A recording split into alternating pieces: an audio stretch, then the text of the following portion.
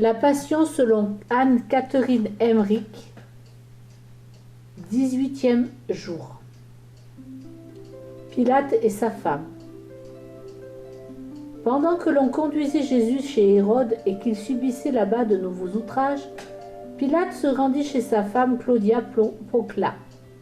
Ils allèrent dans le pavillon de plaisance, situé sur une terrasse du jardin, derrière le palais.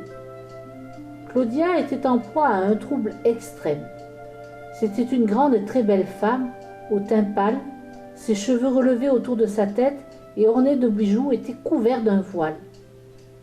Elle arborait des pendants d'oreilles et un collier, et une agrafe sur sa poitrine maintenait les plis de sa robe. Elle s'entretint longuement avec son époux et le conjura, par ce qui est le plus sacré, de ne faire aucun mal à Jésus le prophète, le Saint des Saints. Elle lui fit part de certaines de ses visions extraordinaires qu'elle avait eues la nuit précédente. Elle parla, et je vis la plupart de ses songes. Je ne me souviens pas bien de l'ordre dans lequel ils se succédaient. Je me rappelle toutefois qu'elle contempla les principaux événements de la vie de Jésus. L'annonce faite à Marie, la naissance du Seigneur, l'adoration des bergers et des mages, les prophéties de Siméon et d'Anne, la fuite en Égypte, le massacre des saints innocents, la tentation au désert. Dans ces visions, qui illustraient des tableaux relatifs à la vie publique de Jésus, celui-ci lui apparaissait toujours auréolé de lumière. Elle perçut également en d'atroces images la malice et la cruauté de ses ennemis. À côté de ses souffrances infinies supportées par amour avec une patience admirable, elle contempla la sainteté et la douleur de sa mère. Confrontée à ces angoissantes visions, entourée tantôt d'obscurité, tantôt de lumière, elle en avait saisi le sens grâce à des images symboliques qui s'y ajoutaient. Une anxiété et une tristesse indicibles l'oppressaient, car ces choses lui étaient inconnues. Elle avait été d'autant plus impressionnée et horrifiée que plusieurs de ces événements s'étaient déroulés tout près de chez elle, le massacre des innocents par exemple, ou la prophétie de Siméon. Elle avait ainsi connu une nuit éprouvante, au cours de laquelle de multiples vérités et merveilles lui avaient été révélées de façon plus ou moins claire. Le tumulte accompagnant l'arrivée de Jésus l'avait réveillée. Quand plus tard, regardant au dehors, elle avait reconnu le Seigneur, objet de tout ce qui lui avait été montré de façon si étonnante, à ce point maltraité et bafoué pendant que ses ennemis le menaient chez Hérode, elle fut terrifiée de voir que la réalité correspondait à ses songes. Le cœur brisé, elle avait aussitôt envoyé chercher Pilate, et à présent, elle le lui relatait avec crainte et angoisse, parce qu'elle ne comprenait pas tout. Surtout, elle ne parvenait pas à exprimer ce qu'elle ressentait. Mais elle priait, suppliait son mari, lui adressait les instances les plus pressantes. Pilate était très étonné et même troublé.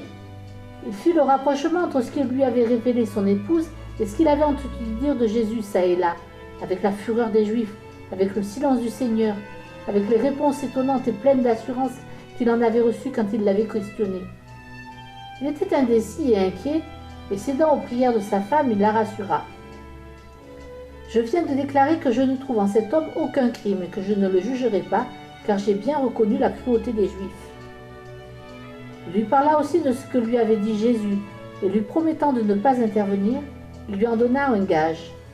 Je ne me rappelle plus de quoi il s'agissait, si c'était un bijou, un anneau ou un sceau. Là-dessus, ils se séparèrent. Pilate était un homme corrompu, falot, en qui l'orgueil le disputait à la veulerie. Dépourvu de sens moral, il ne reculait pas, et dès lors que son intérêt était en jeu, devant les actions les plus ignominieuses.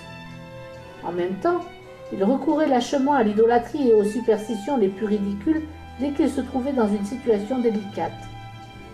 Très embarrassé par ce que lui avait dit sa femme, il ne cessa dès lors d'aller vers ses dieux, qui l'honoraient dans un lieu secret de sa maison, les encensant et leur demandant des signes.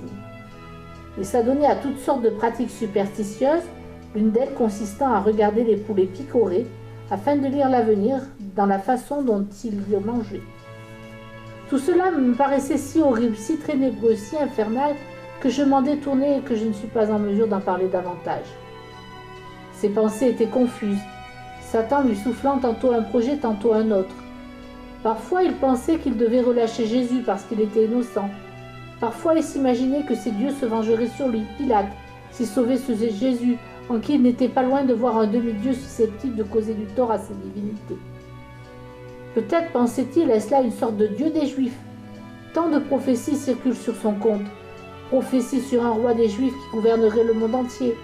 Prophéties des mages d'Orient qui lisent dans les étoiles et qui sont venus jusque dans ce pays chercher un tel roi.